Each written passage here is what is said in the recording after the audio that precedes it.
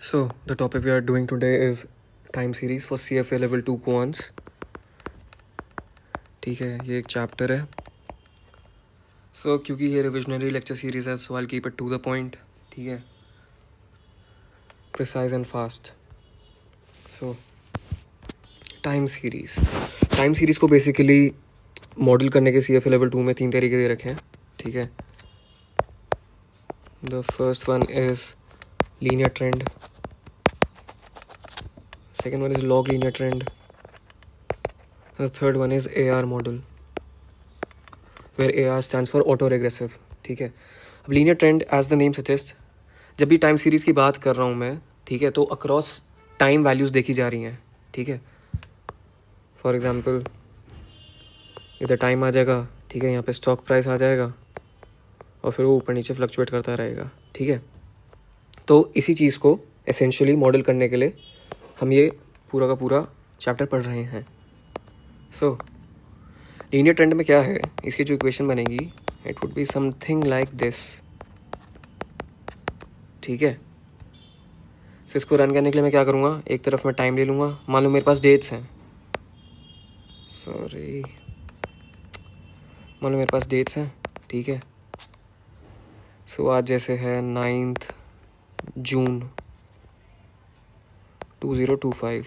ठीक है, 10 जून का ऐसे डेटा आ जाएगा. ऐसे करते करते 30 जून तक का डेटा हमारे पास आ जाएगा और इधर स्टॉक प्राइस आ जाएगा किसी भी कंपनी का. मान लो ITC है, 450 समथिंग ऐसे करके चले जा रहा है. ठीक है, तो मैं क्या करूँगा, इसमें डेट्स को मैं चेंज कर दूँगा. बेसिकली 9 जून को स्टार्टिंग पॉइंट मान लूँगा. 9 जून को मैं 1 लिख दूँगा, 10 जून को 2 लिख दूँगा, 11 जून को 3 लिख दूँगा, 12 जून को 4 लिख दूँगा और 30 जून को 30 लिख दूँगा बस. ठीक है, और इसके बीच में टाइम सीरीज़ का एक रिग्रेशन रन कर दूँगा विद दिस इक्वेशन. ठीक है, where Y is the stock price. ठीक है, और टाइम लीनियरली बढ़ता जा रहा है. सो अगर इसकी फोरकास्टिंग करेंगे तो कैसे करेंगे, मान लो मेरे को इसकी करनी है 1 जुलाई की फोरकास्टिंग, 1 जुलाई 2025. तो अगर 30 जून मेरा 30 था तो 1 जुलाई मेरा 31 हो जाएगा. तो मैं सिंपली क्या करूँगा, Y that is the stock price of ITC at 1 July is B0 plus B1 into 31. ठीक है, and so on and so forth, ऐसे करके चलता जाएगा. ये तो बस बताने के लिए करा था. I remove this. ठीक है, okay, so linear trend should be used in a case essentially where the trend is upwards. ठीक है, upwards और downwards, कहने का मतलब कि linear trend होना चाहिए. ठीक है, डेटा ऐसे ऐसे करके मूव कर रहा है, so you can essentially model the data like this. ठीक है, और if the data is moving downwards, so you can model it like this. ठीक है, तो B1 can take either a positive value or a negative value. ठीक है, it is case dependent. So depending upon की time series कैसी दिख रही है, वो डेटा पॉइंट्स कैसे दिख रहे हैं, उसके बेसिस पे मैं मॉडल करूँगा amongst linear trend, log linear trend and AR model. ठीक है, moving on to log linear model. अगर मान लो मेरे को अपनी टाइम सीरीज़ के डेटा में ऐसा कुछ दिख रहा है कि मॉडल ऐसे ऐसे करके मूव कर रहा है, मतलब डेटा पॉइंट्स जो है ऐसे ऐसे करके दे रखे हैं. सो ये वाला जो ट्रेंड है ये एसेंशियली एक लॉग वाला ट्रेंड होता है. ठीक है, मतलब तुम LN एक्स के ग्राफ वगैरह देख सकते हो. सो यू वुड ऑब्जर्व कि ऐसे मूव कर रहा होगा, कर्विश और ऊपर और कर्विश और डाउनवर्ड्स. ठीक है, तो इसकी जो इक्वेशन बनती है that is basically y is B0 plus B1. ठीक है, अब इधर y है, इधर x है, तो ln y log linear trend है, लीनियर लॉग नहीं है. याद है लेवल 1 में हमने पढ़ा था कि log lin, lin log, log log ऐसे करके मॉडल थे. So this is a log linear model. सो ये बनेगा essentially. Instead of x you would also write मतलब t. ठीक है, t क्योंकि टाइम सीरीज हम पढ़ रहे हैं. ठीक है, तो बेसिकली मैं बोलूँगा कि जो स्टॉक है, मान लो इस केस में भी आईटीसी है, तो आईटीसी के जो डेटा पॉइंट्स है ना वो एक लीनियर ट्रेंड फॉलो कर रहे हैं ऊपर की तरफ, ठीक है। So I will model the time series using a log linear trend model, ठीक है। इसके अंदर भी जैसे लीनियर ट्रेंड में हमने टी को लीनियरली बढ़ाया था, एक बार ऐसे रिग्रेशन रन करके, then will increase the value of T linearly, और फिर उससे देख सकते हैं कि मेरे स्टॉक की क्या वैल्यू निकल रही है। मोर ओवर ये वाली जो इक्वेशन है ये कर्विश में ऐसे बनेगी, ठीक है। But when I model L N Y against time, से देखो when I model L N Y against time, तो वो फिर लीनियर बन जाएगा, ठीक है। अभी तक क्या चल रहा था, मैं सिर्फ y को t के अगेंस्ट रिप्रेजेंट करने की कोशिश कर रहा था, जिसकी वजह से मेरे को कर्विश आया। मैंने देखा कि कर्विश है तो मेरे दिमाग में आया कि लॉग लीनियर ट्रेंड होएगा। So I try to model this time series using this equation, ठीक है। जैसे ही मैंने एल एन वाई शिफ्ट करा, अब यहाँ पे एल एन वाई आएगा और यहाँ पे टाइम आएगा, आई वुड सी आइदर एक ऊपर जाता हुआ ट्रेंड अपवर्ड स्लोपिंग और अ डाउनवर्ड स्लोपिंग ट्रेंड, ठीक है। वो सिचुएशन डिपेंडेंट है। सो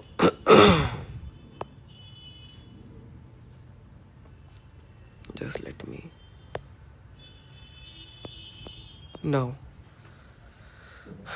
ये तो था अक्रॉस टाइम हम कर रहे हैं। अब मुद्दा क्या आता है कि कभी कभी ऐसा होता है कि time series, basically time series की डेफिनेशन ही होती है कि जो पास्ट वैल्यू है ना उसी के थ्रू फ्यूचर की वैल्यूज भी प्रेडिक्ट करी जाती हैं, ठीक है। What I am trying to say is value at time t, ठीक है, is dependent upon the value at time t -1, ठीक है। मतलब और पीछे वाली वैल्यूज पे भी डिपेंड कर सकता है, बट एक एग्जांपल देने के लिए, सो AR मॉडल में बेसिकली क्या करा कि इंडिपेंडेंट वेरिएबल जो होता है हमारा एक्स वाला वेरिएबल, वो डिपेंडेंट वेरिएबल की लैग्ड वैल्यू थी, ठीक है। कहने का मतलब स्टॉक प्राइस है ITC का, this is at time T, this is B0 plus B1 stock price of ITC at time t -1, ठीक है। This is 1। तो एसेंशियली क्या बन गया, मेरा AR मॉडल 1 बन गया, because the value at time t is related to the previous value, one lagged variable, ठीक है, वन लैग्ड वेरिएबल। सो ऐसे करके बेसिकली AR मॉडल्स के और वर्जन बनते हैं। तो अगर इसको जनरलाइज करना है तो ARP लिख देते हैं, ठीक है, कि pth ऑर्डर तक वैल्यूज़, लैग्ड वैल्यूज़ हमने इंक्लूड करी है। जैसे फॉर एग्जांपल AR2 मॉडल में लिख दूँ, ठीक है। सो AR2 मॉडल मीन्स कि stock price of ITC at time t is related to the stock price till t -2 value, t -2 lagged value. इसको अगर मैं लिखूँ तो इसको भी रिप्रेजेंट करने के दो तरीके रहेंगे, ठीक है। So stock price ITC at t -2, ठीक है। ये क्या हो जाएगा मेरा stock price of ITC at time t, और stock price of ITC at time t is equals to B0 plus B1 stock price of ITC at time t -1 plus B2 stock price of ITC at time t -2। So essentially दोनों चीज़ें AR2 model ही represent करती हैं, ठीक है। यहाँ पे मैंने t -1 वाली वैल्यू भी इंक्लूड करी है। बेसिकली मैं कह रहा हूँ कि t -1 वाली वैल्यू और t -2 वाली वैल्यू दोनों हेल्प कर रही है मेरी वैल्यू एट t डिराइव करने में, ठीक है। इन दिस केस मैं बोल रहा हूँ कि AR मॉडल 2 है, तो सेकेंड लैग्ड वेरिएबल जो है वो हेल्प कर रहा है मेरी डिपेंडेंट वेरिएबल प्रेडिक्ट करने में। अब जो हम यहाँ पे AR लिखते हैं ना, AR और ब्रैकेट में जैसे मैंने जनरलाइज करने के लिए P लिख दिया, सो P को बोलते हैं यहाँ पे मेमोरी ऑफ द मॉडल, ठीक है। और what you have to remember here is कि AR models have infinite memory, ठीक है। This is something that you have to remember, this is important. और जब moving average time series model की बात करेंगे तो उसके अंदर I will bring this concept up again, ठीक है। So AR models of infinite memory, जैसे मैंने बोला कि AR2 मॉडल है, ठीक है, तो सेकेंड लैग्ड वैल्यू T-2 वाली वैल्यू बेसिकली इन्फ्लुएंस कर रही है Tth वैल्यू को, ठीक है, ये चीज़ याद रखना। Now let me remove this, नहीं इसको रखे रहने देते हैं यहाँ पे, I will add another page, ठीक है। नाउ ये तो 3 मेथड हो गए टाइम सीरीज को मॉडल करने के लिए, ठीक है। सो लीनियर ट्रेंड मॉडल हम बेसिकली तब यूज़ करेंगे जब मेरे को y और t के बीच में एक लीनियर ट्रेंड दिख रहा है, ठीक है। लॉग लीनियर ट्रेंड हम तब यूज़ करेंगे जब ln y और t के बीच में मेरे को एक लीनियर ट्रेंड दिख रहा है, ठीक है, upward sloping downward sloping situation dependent, ठीक है, और स्लोप 0 भी हो सकता है। मोर ओवर AR मॉडल मैं तब यूज़ करूँगा टाइम सीरीज़ में, जो कि बेसिकली टाइम सीरीज़ की एक तरीके से डेफिनेशन भी होती है कि the value at time t is related to the past values, ठीक है, that is dependent upon the memory of the model. Now moving on, okay, let me see.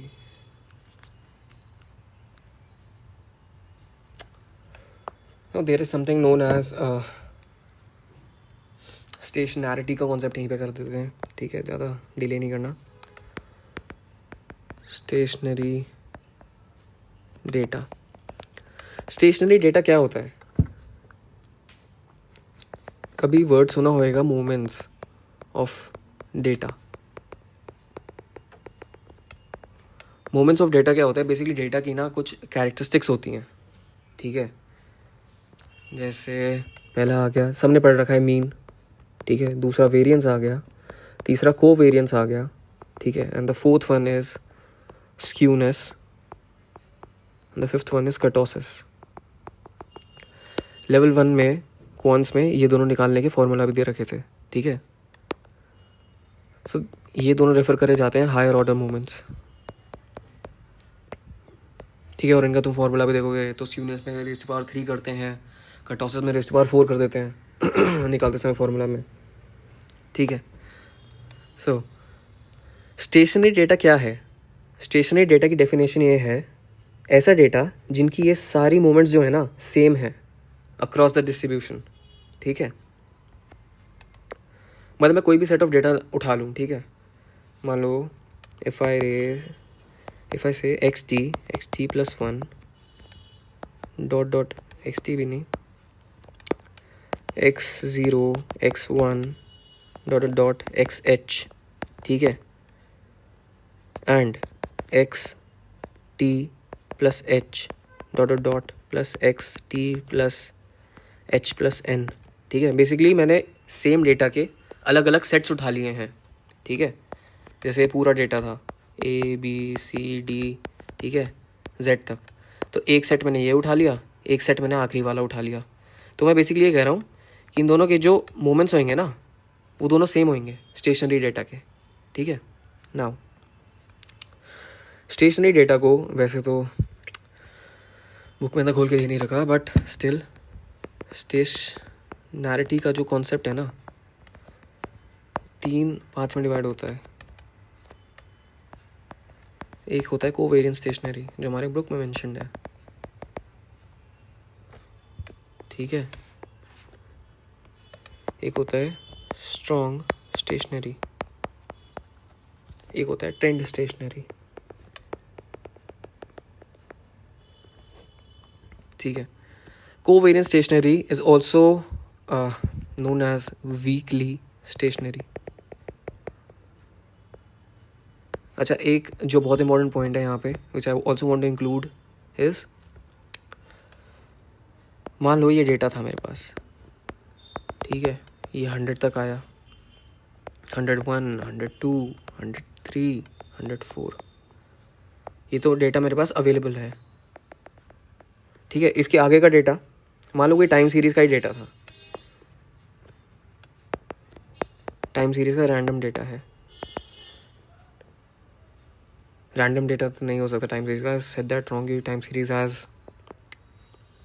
Sequence to it, ठीक है। So what I want to say is कि ये time series का data है, और ये जो न्यूमेरिक में मैंने रिप्रेजेंट कर रखा है बेसिकली कुछ भी वैल्यूज़ हो सकती हैं, ठीक है, रैंडम वैल्यूज़ हो सकती हैं टाइम सीरीज़ की, ठीक है, बट इन अ सीक्वेंस कि टाइम t1 पे ये वैल्यू आई, टाइम t2 पे ये वैल्यू आई, टाइम t3 पे ये वैल्यू आई, ऐसे करके। सो ये मेरे पास अवेलेबल डेटा था, ठीक है। मैंने देखा कि इस वाले डेटा में स्टेशनरी डेटा है ये, ठीक है। क्या कहने का मतलब, इस वाले डेटा का mean variance, covariance, skewness, kurtosis जो है वो सेम है अक्रॉस डिफरेंट सेट्स। अगर मैं t=1 पे जो वैल्यू थी उससे लेके t=4 तक की वैल्यू का मोमेंट्स निकालूँ डेटा का, that will be same as t=101 पे जो वैल्यू थी उससे लेके t=104 तक जो वैल्यू थी, ठीक है। दोनों के मोमेंट्स ऑफ डेटा सेम आएंगे, तो मैं बोलूँगा ये टाइम सीरीज जो है स्टेशनरी है। Now if I get new data, ठीक है, अब वो न्यू डेटा में x, y, z कुछ भी हो सकता है, ठीक है, एक्स वाई जेड क्या कुछ भी मतलब डेटा मान लो, ठीक है, एक न्यू फ्यूचर डेटा है। सो जस्ट बिकॉज मैंने पास्ट में ऑब्जर्व करा कि वो जो टाइम सीरीज है वो स्टेशनरी है, मैं ये नहीं कह सकता कि फ्यूचर में भी वो टाइम सीरीज स्टेशनरी होगी, ठीक है। This is something that you have to remember कि stationarity in the past does not imply stationary data in the future. Okay, now coming back, covariance stationary का क्या फंडा है कि मेरा मीन, ठीक है, वेरिएंस और कोवेरिएंस सेम रहेगा, ठीक है, ये तीनों सेम रहने चाहिए। स्ट्रॉन्गली स्टेशनरी का फंडा वो है कि उसके जो सारी के सारी मोमेंट्स है ना, mean variance, covariance, skewness, kurtosis, वो सारे के सारे सेम रहेंगे, ठीक है। बट एक थोड़ा सा एक ऊपर इसके लेयर क्या है, इट इज़ रेयरली ऑब्जर्व्ड, ठीक है, और इसको ऑब्जर्व करने के लिए amount of data you should have is very large, ठीक है। बहुत सारा डेटा अब तुम इकट्ठा करके उसकी फिर स्टेशनरी है कि नहीं चेक करोगे, तब जाके तुम्हें कहीं ना कहीं ऑब्जर्व होएगा, ठीक है। और there is also something known as trend stationary, ठीक है, ये लॉग और लॉग लीनियर में देखेंगे, ठीक है। नाउ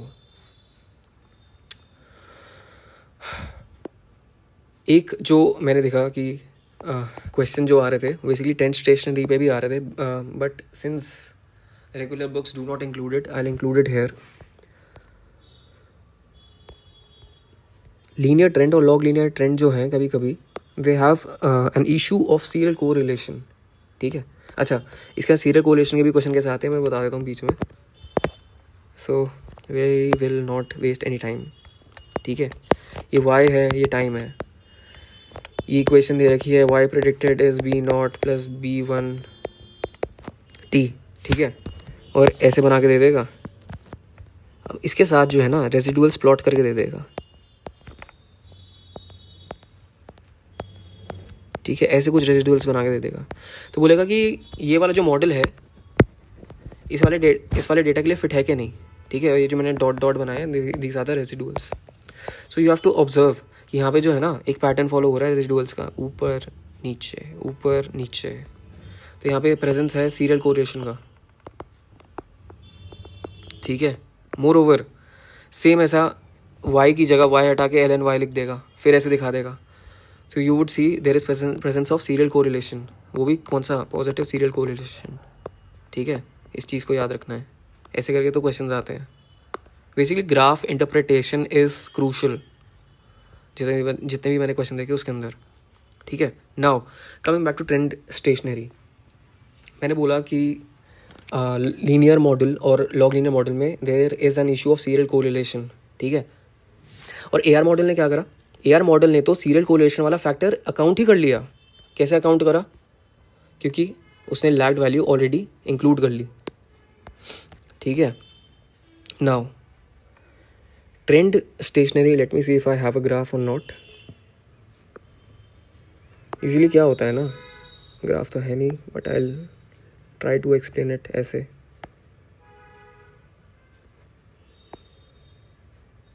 सो मान लो ये y है, ठीक है, और इधर टाइम है और some variable x। So if I basically try to model something in a linear trend, ठीक है, और more complex a log linear trend, तो कभी कभी क्या होता है कि एक ड्रिफ्टिंग ट्रेंड जब होता है ना तो प्रिडिक्शन कभी कभी मुश्किल हो जाती है, ठीक है। जैसे फॉर एग्जाम्पल तो मैंने लीनियर बना दिया, ठीक है, बट अगर ऐसे वाला ट्रेंड है ना और वो ऊपर की तरफ मूव कर रहा है तो इस केस में प्रिडिक्शन करनी बहुत मुश्किल हो जाती है। जैसे अभी तो लीनियर दिख रहा है तो उसमें आसान दिख रहा होगा कि ये तो ईजिली कर लेंगे, कि हमने तो 10th क्लास से यही पढ़ा है कि लाइन की स्लोप है delta Y by delta X और फिर हम निकाल देंगे। But something like this is something complex, ठीक है। मान लो मैं इस ग्राफ के थ्रू प्रेडिक्ट करने की कोशिश कर रहा हूँ कि कार की स्पीड क्या है, ठीक है। मेरे को वो ग्राफ ऐसा कुछ दिख रहा है, ठीक है। नाउ कार की स्पीड में अलग अलग कॉन्सेप्ट हैं, ठीक है। जैसे अगर किसी ने फिजिक्स पढ़ी हो सो आई डोंट नो ऑडियंस कैसी है, आई स्टिल मेंशन, ठीक है, बाकी दूसरे तरीके से भी। तो अगर सिंपल मॉडल लगाना होता था भाई, एक्सेलरेशन का कोई फंडा नहीं है, तो मैं क्या बोलता था कि भाई speed is equals to distance upon time, ठीक है। और मेरे को स्पीड निकालनी है तो मैं ये फॉर्मूला यूज़ करूँगा। But when there is a concept of acceleration तो मैं फिर 3 लॉज ऑफ मोशन वाली इक्वेशन वो करता था कि भाई v is equals to U plus A T आएगा, उससे एक और नीचे लेवल गए, s is equals to U T plus half A T square. इससे बेसिकली मेरा कहने का मतलब है कि as you see a drifting trend, ठीक है, ऊपर नीचे जो बार बार हो रहा है, so the things get more complex to predict, ठीक है। तो ऐसे केस में ना लॉग लीनियर और लीनियर मॉडल भी थोड़ा मतलब गड़बड़ हो जाते हैं। तो उसके लिए मैं क्या करता हूँ यूजुअली, जैसे सीरियल कोरिलेशन का जो इशू है लॉग लीनियर और लीनियर मॉडल में, that is solve through something known as first differencing, ठीक है। अब बेसिकली मैं कह रहा हूँ कि तुम इसको मॉडल तो कर दोगे लीनियर ट्रेंड के थ्रू, ठीक है, but there will be some presence of serial correlation, क्योंकि एसेंशियली तुम एक टाइम सीरीज मॉडल करने की कोशिश कर रहे हो, ठीक है। अब फर्स्ट डिफरेंसिंग लेने से होएगा क्या,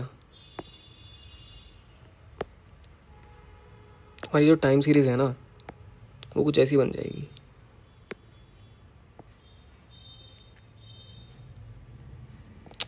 हाँ ठीक है, ऐसे ऐसे ऐसे ऐसे, अरे ठीक है, कुछ ऐसे ऐसे बन जाएगी बेसिकली। अब इस चीज़ को मॉडल करना ना इट इज़ रिलेटिवली ईजी, ठीक है। एक ड्रिफ्टिंग ट्रेंड है उसको मॉडल करना इज़ कॉम्प्लेक्स, ठीक है। तुम लीनियर से कर दोगे फिर भी थोड़ा ऐसा रहेगा कि नहीं गलत आ रहा है, बट ऐसे ट्रेंड को मॉडल करना, ऐसे वाले ट्रेंड को, दिस इज़ रिलेटिवली ईजी, ठीक है। और ऐसा ही ग्राफ बनता है एक कोवेरिएंस स्टेशनरी डेटा का, ठीक है। क्यों, मैं बोलूँगा कि भाई ये मीन वैल्यू है मेरी और इस मीन के अराउंड सर्टेन एक वेरिएंस वेरिएंस भी पता लग जाएगी मेरे को कि ये मेरा मीन है और ये मेरी वेरिएंस है और इसके अराउंड ये वैल्यू फ्लक्चुएट करेगी, सो प्रेडिक्शन बिकम्स रिलेटिवली ईजियर, ठीक है। अब जो हमारी बुक में दे रखा है वो कोवेरिएंस स्टेशनरी जो दे रखा है that is with respect to AR models ही, ठीक है। लेकिन जो क्वेश्चंस हैं उसके अंदर लीनियर और लॉग लीनियर मॉडल में जो ये ट्रेंड स्टेशनैरिटी ढूंढने का भी कॉन्सेप्ट है कि भाई तुम्हें दिखेगा कि लॉग लीनियर और लीनियर मॉडल में कि भाई सीरियल कोरिलेशन दिख रहा है, ठीक है, तो क्या करो फर्स्ट डिफरेंसिंग ले लो, तुम्हारा डेटा जो है उससे कोवेरिएंस स्टेशनरी बन जाएगा, ठीक है। तो उससे एसेंशियली तुम्हें प्रेडिक्ट करने में आसानी रहेगी and there won't be any issue of serial correlation any more, ठीक है। इतनी महाभारत।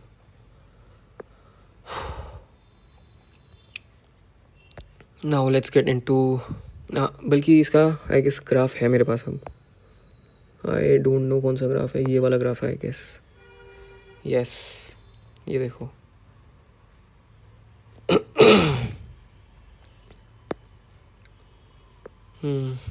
लाइट पेन, देख रहे हो ये ट्रेंड कैसे ऊपर जा रहा है, ये ड्रिफ्ट करता हुआ एक लीनियर ट्रेंड है।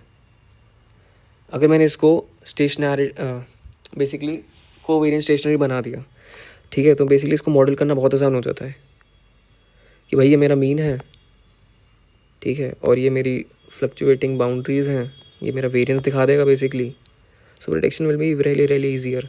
एक ड्रिफ्टिंग ट्रेंड के साथ प्रेडिक्ट करना is relatively difficult as I already said, ठीक है। So now coming back to covariant stationary, इसको थोड़ा और डिस्कस कर लेते हैं। इसको ना AR मॉडल्स में बेसिकली एक्सप्लेन करा गया है। तो AR मॉडल्स कोवेरिएंट स्टेशनरी, एक पता है एक चीज़ दिमाग में भी आ सकती है कि कोवेरिएंट स्टेशनरी का कॉन्सेप्ट पूरा का पूरा हम अभी क्यों उठा के लाए हैं। हम तो रिग्रेशन की तरह ही इक्वेशन रन कर रहे हैं, हमने उसके अंदर y और x थोड़ी देखे थे कि कोवेरिएंट स्टेशनरी है कि नहीं। ठीक है, चलो ये तो बाद में एक्सप्लेन करूँगा when we are regressing two time series against one another. ठीक है, सो कोवेरिएंट स्टेशनरी का बेसिक फंडा यही है कि पहला जो है मीन शुड बी कांस्टेंट। ठीक है, second variance should also be constant.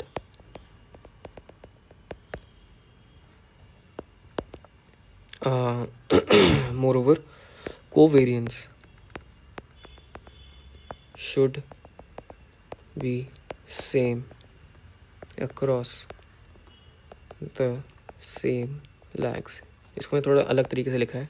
ठीक है, इस पर क्वेश्चन ऐसा आता है, इसको लिखने का क्या तरीका है, covariance of X T and X T minus one is equals to lambda one. ठीक है, covariance constant between any lag is dependent upon, मतलब एक फिक्स्ड क्वांटिटी है वो। ठीक है, ऐसे मैं बोल दूंगा अगर covariance between X T and X T minus two this will be lambda two. ठीक है, and lambda two is not equal to lambda one. तो कोवेरिएंस लैग पे डिपेंडेंट है। ठीक है, इस पे लैग कितना है, लैग ऑफ वन, इस पे कितना है, lag of two. So covariance of X T minus two is not equal to covariance of X T and X T minus one. ठीक है, ये क्वेश्चन आता है, so you should remember this.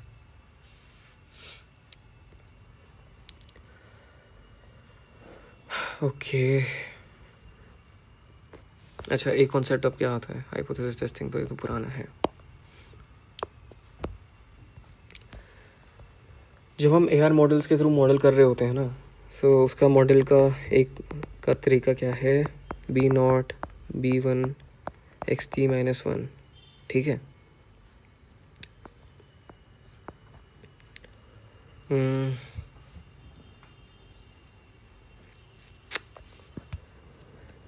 मान लो मेरे पास स्टॉक प्राइस है,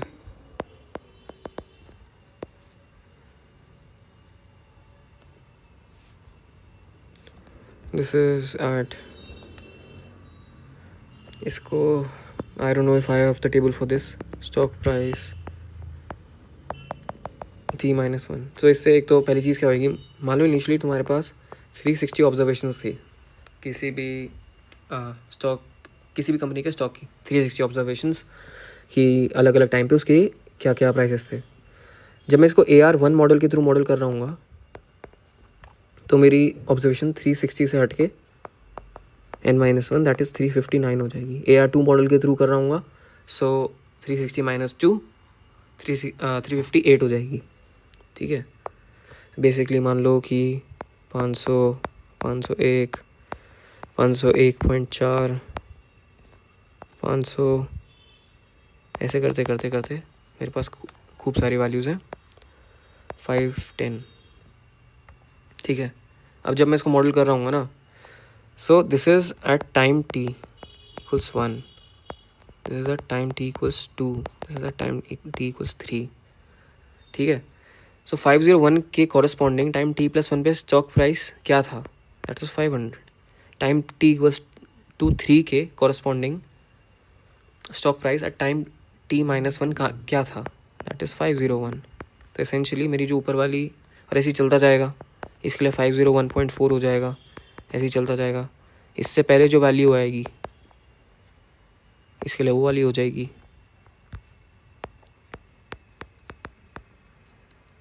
ठीक है, तो एसेंशियली मेरी जो ये वाली ऊपर वाली है ना t=1 वाली, इससे पहले का तो हमने कोई स्टॉक प्राइस लिया ही नहीं डेटा में।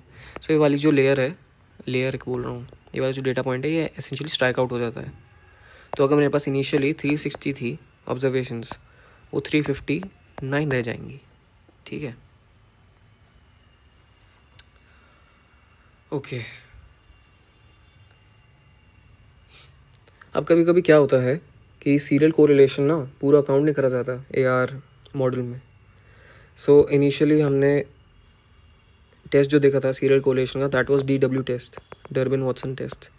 लेकिन AR मॉडल के लिए Durbin Watson test is not applicable any more, तो इसके लिए एक T टेस्ट होता है। ठीक है, जस्ट टू चेक कि कोरिलेशन है कि नहीं, that is rho correlation between E minus K. ठीक है, इसको ये लिखने का तरीका है divided by 1/n, where n is essentially तुम्हारा जो भी मॉडल का, जैसे यहाँ पे n 359 हो जाएगा। ठीक है, तो ये कैलकुलेट करना होता है। नीचे वाला तुम्हारा क्या हो गया, ये this is your standard error, और ये हो गया तुम्हारा कोरिलेशन बिटवीन टर्म्स। ठीक है, अब वो ये तो यूजुअली एक जो ट्रेंड है वो ये है कि अगेंस्ट 2 चेक कर लो। ठीक है, कि मतलब प्री क्रिटिकल तुम्हारा 2 है, उसके अगेंस्ट चेक कर लो कि एरर रीजन में लाई कर रहा है कि नहीं कर रहा। ओके, सो यहाँ लाइक आई वाज सेइंग कि डिग्री ऑफ फ्रीडम n-k-1 ले लेना। ठीक है, सो n इन दिस केस, क्योंकि ये तो मैंने जनरल फॉर्म लिख दिया है। ठीक है, सो n शुड बी 360 हेयर। ठीक है,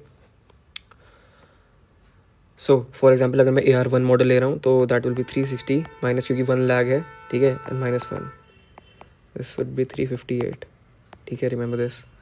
सो बेसिकली टी टेस्ट किस चीज़ के लिए था, एंड रिपीटिंग कि सीरियल कोरिलेशन चेक करने के लिए between errors for AR models.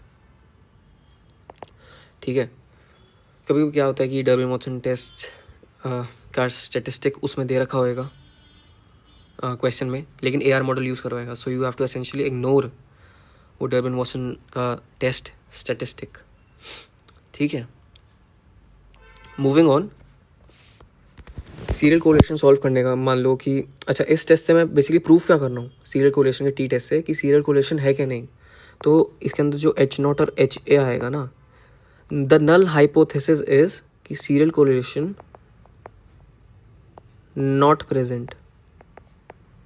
ठीक है, and the alternate hypothesis, the hypothesis which I want to prove is serial correlation is present. ठीक है, वो ये वाला फंडा रहता है। सो बेसिकली मेरे को देखना है कि जो मेरा टी क्रिटिकल और T stat, this is T stat, कहाँ पे लाई कर रहा है मेरा। ठीक है, सो मान लो कि मेरा एक केस बना लेते हैं एग्जाम्पल। मान लो कि मेरा टी क्रिटिकल है ±1.98। ठीक है, 1.98 ही मान लेते हैं वैसे तो, और मेरा टी स्टैट निकल के आया है भाई 2.03। ठीक है, ऐसे करके बना देंगे ग्राफ। 1.98 हमारा कहीं यहाँ पे आएगा। ठीक है, टी स्टैट मेरा 2.03 यहाँ पे आएगा। मैं बोलूँगा कि एरर रीजन में लाई करता है, so I will null hypothesis थी कि सीरियल कोरिलेशन प्रेजेंट नहीं है लेकिन एरर रीजन में लाई कर रहा है, तो बेसिकली मेरी ऑल्टरनेट हाइपोथेसिस ट्रू हो गई। लेकिन मैं लिखता नहीं हुए, तो मैं क्या लिख दूंगा, reject H0। So I will say serial correlation is present. अब मैं ऑलरेडी एक AR मॉडल पे रन कर रहा था, मान लो AR1 मॉडल पे रन कर रहा था। ठीक है, सो XG is B0 + B1 XT -1। ठीक है, इस मॉडल पे मैंने देखा, और यहाँ पे मान लो कि मैंने लैग कौन सा कंसिडर करा, लैग 4 कंसिडर करा। ठीक है, और ऐसे करके मेरे पास और भी लैग की वैल्यू थी। बेसिकली टेबल में क्वेश्चन में ये आएगा। ठीक है, टी स्टैट और टी क्रिटिकल देख के ये देखना है कि किस में H0 रिजेक्ट हो रहा है, किस में H0 एक्सेप्ट हो रहा है बेसिकली। ठीक है, और जोन सा सफिशिएंट, जोन सा दिख जाए कि भाई मान लो एक जो क्वेश्चन मैंने देखा था उसके अंदर था कि serial correlation at lag 2 present है। ठीक है, serial correlation at lag 3 not present. ठीक है, कि जो मेरा टी स्टैट आया वो इतना सिग्निफिकेंट नहीं है। ठीक है, एरर रीजन में लाई नहीं करता। लेकिन मैंने लैग 4 पे क्या देखा कि सीरियल कोरिलेशन फिर प्रेजेंट हो रहा है। तो इसके अंदर ना स्टेप वाइज तुम ऐड करोगे। जैसे AR1 मॉडल था, इसमें देखा कि लैग 2 पे और लैग 4 पे सीरियल कोरिलेशन दिख रहा है, तो तुम क्या करोगे, तुम पहले AR2 मॉडल बनाओगे इसका कि XT is B0 plus B1 XT minus 1 plus B1 B2 XT minus 2, ठीक है। Then again you would run a T test.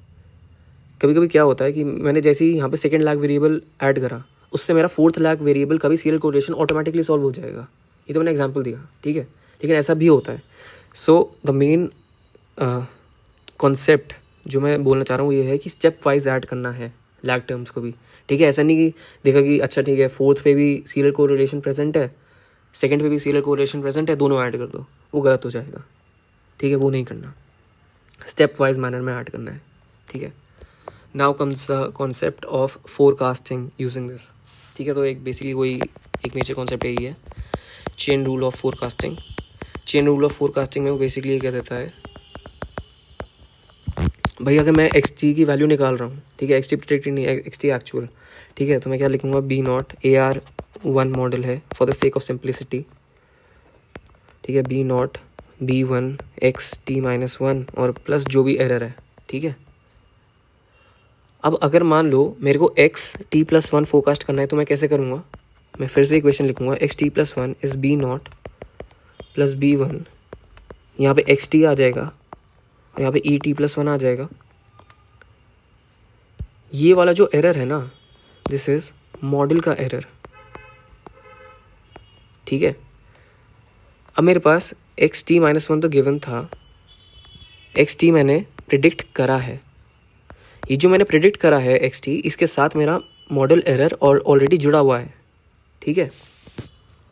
Now when I try to predict XT+1 using XT, तो तुम देखो कि यहाँ पे मॉडल एरर तो आ ही रहा है, ठीक है, एंड प्लस द एरर जो T टाइम पे आया था, जो मैंने T-1 यूज़ करके XT फोरकास्ट करा था। सो what I am saying is कि XT+1 वाला will include the error from the model and it will also include the error from the forecast of XT, ठीक है।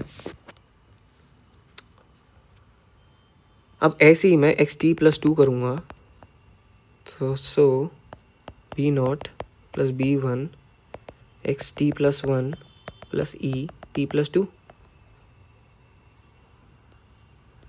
अब XT+2 को प्रेडिक्ट करने में मेरा मॉडल एरर आया, XT में जो 2 एरर आए वो आए, ठीक है। तो ऐसे करते करते मेरा एरर जो है ना, फोरकास्टिंग अगर जितने लॉन्गर पीरियड के लिए मैं करता जाऊँगा उतनी मेरी फोरकास्टिंग बिगड़ती जाएगी, ठीक है।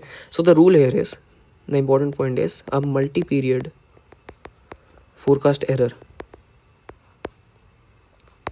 Is greater than single period forecast error. जैसे सिंगल पीरियड बोलो या फॉर अ शॉर्टर पीरियड, ठीक है। XT को प्रेडिक्ट करने में से मॉडल एरर आया था, XT+1 और को प्रेडिक्ट करने में एरर फ्रॉम मॉडल तो आया ही आया, ठीक है। XT जो निकाला उसका मॉडल भी जुड़ के आया, उसका एरर भी जुड़ के आया, सॉरी, ठीक है। Now another concept is mean reversion, ठीक है। और यहाँ पे एक्सप्लेन होता है बेसिकली कि एसेंशियली कोवेरिएंट स्टेशनरी जो सीरीज़ है मेरी वीकली स्टेशनरी, उसके तो प्रेडिक्ट करना क्यों इजी होता है, ठीक है। मीन रिवर्जन का कॉन्सेप्ट है कि भाई तुम्हारी टाइम सीरीज़ ऊपर जाए नीचे जाए, ठीक है, वो फ्लक्चुएट करेगी अराउंड अ मीन ही, ये बोलते हैं मीन रिवर्जन को, ठीक है। अब देख लो मीन रिवर्जन निकालने का तरीका क्या है।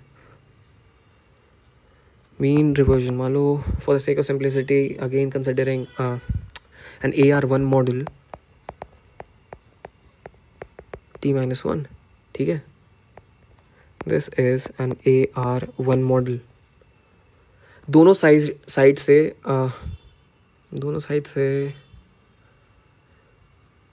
अच्छा मीन रिवर्जन का एक याद है, एक मैंने बोला था कि मीन इज कांस्टेंट, ठीक है। जो कोवेरियंस स्टेशनरी टाइम सीरीज की प्रॉपर्टी थी कि मीन इज कांस्टेंट, ठीक है, तो मैं बेसिकली बोल सकता हूँ कि expected value of X T is equals to the expected value of X T plus one. मतलब ये दोनों वैल्यू सेम होगी। सिमिलरली टी प्लस वन बोलो या टी माइनस वन बोलो, एक ही बात है। आई डोंट नो यार क्यों नहीं रहा है आज, टी माइनस वन, ठीक है, दोनों वैल्यूज बेसिकली सेम होंगी। सो what I will do is x T plus one को मैं रिप्लेस कर दूंगा, टी माइनस वन को मैं रिप्लेस कर दूंगा एक्स टी से, कि दोनों एसेंशली सेम वैल्यूज रिप्रेजेंट कर रहे हैं, ठीक है। नाउ एक्स टी को कॉमन ले लिया मैंने, this is one minus B one is equals to B naught. Mean reversion level क्या निकला, X T is equals to B naught, ठीक है। This is my mean reversion level. Time series ऊपर जाए नीचे जाए, ठीक है, ऐसे ऐसे जाए जा रही है, ओके, ऐसे ऐसे जाए जा रही है। ये जो मैंने निकाला है ना अभी एक्स टी, ये वैल्यू होगी कि भाई B naught divided by one minus B one, ये वैल्यू होगी, ये वाली, कि मेरी जो टाइम सीरीज है अराउंड अ मीन फ्लक्चुएट कर रही है। This is the property of a covariance stationary. आगे जैसे जैसे जाएंगे हम सीधा बोल देंगे भाई कोवेरियंस स्टेशनरी की मीन रिवर्जन है प्रेजेंट, तो टाइम सीरीज पक्का पक्का कोवेरियंस स्टेशनरी है, सिंपल, ठीक है। ओके, सो अब यहाँ पे एक थोड़ा ऊपर और लेयर क्या है, अगर मैं डायरेक्टली बोलूँ, ठीक है, तो अगर कोवेरियंस स्टेशनरी चाहिए ना मेरे को अपनी टाइम सीरीज, वो भी AR मॉडल्स में, तो मेरा जो B1 है ना उसका magnitude should be less than 1। This is a very very important point. इसका एग्जाम्पल भी दे सकता हूँ मैं, ठीक है। बुक वगैरह में कोई एग्जाम्पल नहीं दे रखा, बुक में तो डायरेक्ट ऐसा रिजल्ट छाप रखा है, लेकिन इसका एग्जाम्पल भी है, ठीक है। एक छोटू सा क्वेश्चन है, वाई टी इज 0.2 प्लस 0.2 भी क्या 1 ले लो, 1 प्लस 0.2 वाई टी माइनस 1, 0.6 ले लो थोड़ा बड़ा, ठीक है। एंड वाई टी, ये केस 1 है और ये केस 2 है। 1 plus 2 twice of Y T minus 1, दोनों टाइम सीरीज है, दोनों AR1 मॉडल है, फ़र्क कहाँ आया, स्लोप्स में, ठीक है। इसका मीन रिवर्जन लेवल निकालो और इसका मीन रिवर्जन लेवल निकालो। इसका मीन रिवर्जन लेवल क्या आया, mean reversion level,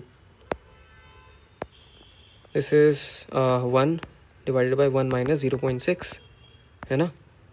so this is 1 divide by 0.4, 10 by 4, 5, 2, 2.5। तो मेरी जो टाइम सीरीज है इसके अराउंड फ्लक्चुएट करती रहेगी, इस मीन लेवल के अराउंड, ओके। अगर मैं इसका मीन रिवर्जन लेवल निकालूँ तो नेगेटिव आएगा, ठीक है। बट तुम ये देखो कि ये वाली जो टाइम सीरीज है ना केस 2 की, this is N explosive time series,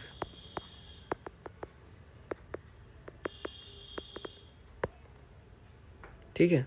explosive क्यों कह रहा हूँ, मान लो वाई टी माइनस 1 जो था उसकी वैल्यू 100 थी, तो Y T is 1 plus 2 into 100, ठीक है। टी माइनस 1 की वैल्यू क्या आती है 100, ये क्या वैल्यू होगी 201।